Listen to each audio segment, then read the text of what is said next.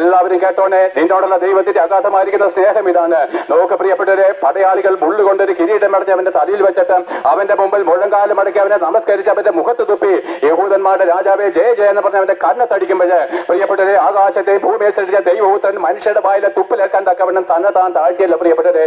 ഇന്നലെ ജനിച്ച് നരകത്തിൽ നിന്ന് കയറി വന്ന് നരകത്തിലെ കുടുങ്ങിപ്പോകുന്ന നമ്മുടെ അഹങ്കാരം എന്താ? ഞാൻ എന്നെ കൊണ്ട് വിധിച്ചാ പറയുന്നത്.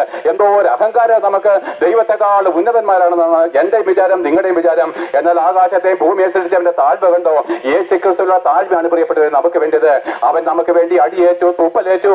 എന്നിട്ടോ പ്രിയപ്പെട്ടവരെ, അവന്റെ ശരീരത്തിൽ ഓരോ വട്ടവും ചാട്ടവാറ് വീശി അടിക്കുമ്പോഴൊക്കെയും അവന്റെ ശരീരത്തിലെ മാംസകഷ്ടങ്ങൾ ഓരോന്നും ചിതറിപ്പോവുകയാണ്.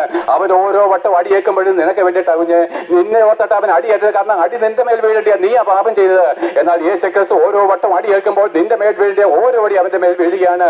പാപത്തിന്റെ ശമ്പളം മരണമാണെന്നുള്ള ദൈവകോടതിയുടെ മുമ്പിൽ എന്റെ ഇതിന്റെയും പാപത്തിന്റെ ശിക്ഷ ദൈവകോടതി പുത്രന്റെ മേൽ ചുമത്തുകയാണ്. എന്നിട്ടോ അവൻ എടുപ്പാൻ കഴിയാത്തവണ്ണം ഭാരമേറിയ ഒരു മരക്കുരിശിന് ചുമലിലേറ്റിക്കൊണ്ട് അവൻ ഗോൽഗോഥാ മലമുകളിലേക്ക് പോകുമ്പോൾ എന്റെ പ്രിയപ്പെട്ടത്, ഇന്നും കുരിശ് രൂപത്തിൽ നിങ്ങൾക്ക് എന്താണ് വലിയ സന്തോഷമാണ്.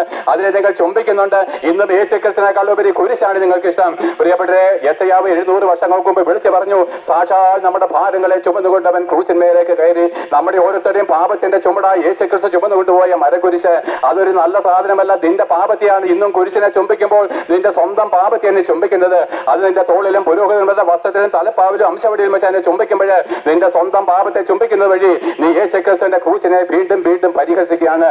എന്നിട്ടോ നമ്മുടെ പാപഭാരമായിരിക്കുന്ന കഴുകുമരം ചുമന്നത് വഴി അതേ കഴുകുമരത്തിൽ 2 കള്ളന്മാരുടെ മധ്യേ 3 ആണിമേൽ അവൻ നട്ടുച്ചവയിൽ തൂങ്ങിക്കടന്നുകൊണ്ട് എന്റെ ദൈവമേ നീ എന്നെ കൈവിട്ടെന്ന് ചോദിക്കുമ്പോൾ യേശു ക്രിസ്തു അനുഭവിച്ച ഏറ്റവും ഭയങ്കരമായിരിക്കുന്ന വേദന എന്താ നിങ്ങൾക്കറിയാമോ?